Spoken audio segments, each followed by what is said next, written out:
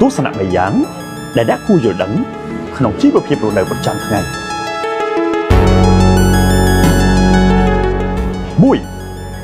ធ្វើជាមនុស្សត្រូវចេះធ្វើការបណ្ដើរដើរលេងបណ្ដើរទើបធ្វើឲ្យជីវិតយើងគ្មានសល់អី2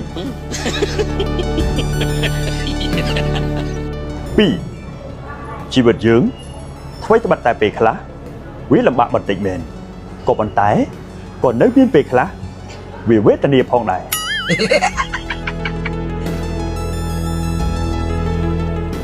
3ដែលជាចំណុចចាំបាច់